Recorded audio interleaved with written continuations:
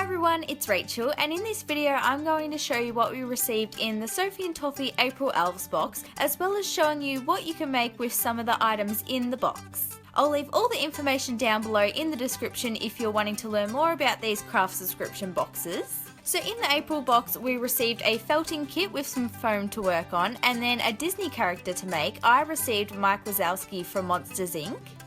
There's 3 felting needles, a fabric patch and some magical themed ribbon, some deco gel, holographic glitter powder, and 4 colours of UV colour changing pigments. So starting off with the needle felting, I'm taking my wool kit and the felting needles. Begin by taking the main body of wool and rolling it into a tight ball. Then take your needles and poke the wool over and over, and this will compact it all until it's nice and tight.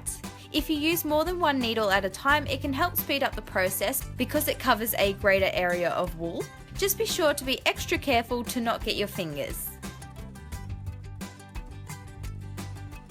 For the eye, I then took my white wool and made a circle, which I then filled in with some more wool.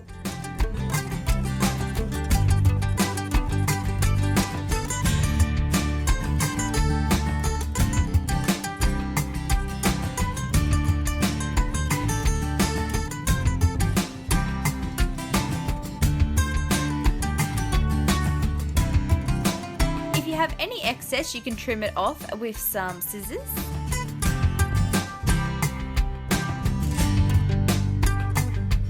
Then for the pupil, I repeated these steps using the black wool. Moving on to the arms, I took some more of the green and then folded it in half and then half again and began poking it with my needle.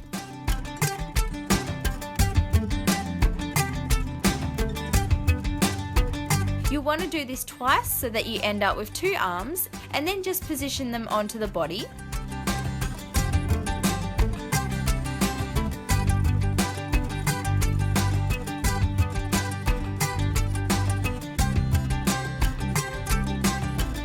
For his horns, I shaped 2 triangles using the brown wool, and you'll want to cut off any excess using your scissors, but leave it still a little bit fluffy at the end so that you have something to attach them on with.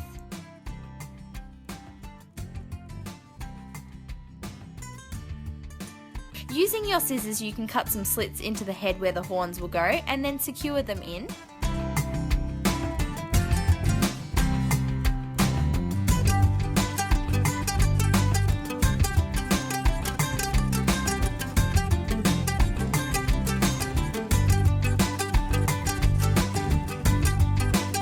And then once it's finished, it should look something like this.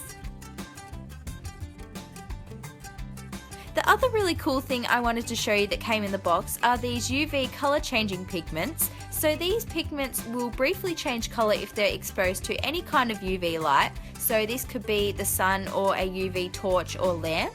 These colours do gradually fade back to white if they're not exposed to UV for a period of time. Here you can see some of the donut charms I made that have the pigments in the icing. So in the box we received the colours pink, purple, blue and then a mint, but it does look more like a lighter blue. These pigments can be used in resin crafting, or if you would like to use it with polymer clay. Here you can see I'm adding some to a piece of translucent clay and then mixing it in.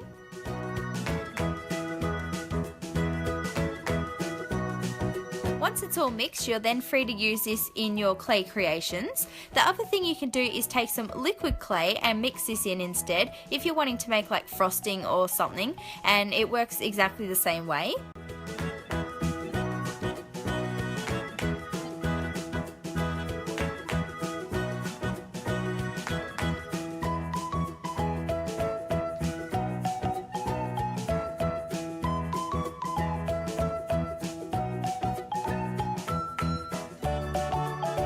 I've also tried adding it to regular coloured clay like in this white, but I have found that the colour definitely doesn't turn out as strong and as vibrant as in the translucent clay, and you can't really tell on camera, but it kind of looks a little bit patchy and like dirty up close, kind of like it hasn't been spread out evenly, so I would definitely recommend using the translucent clay instead.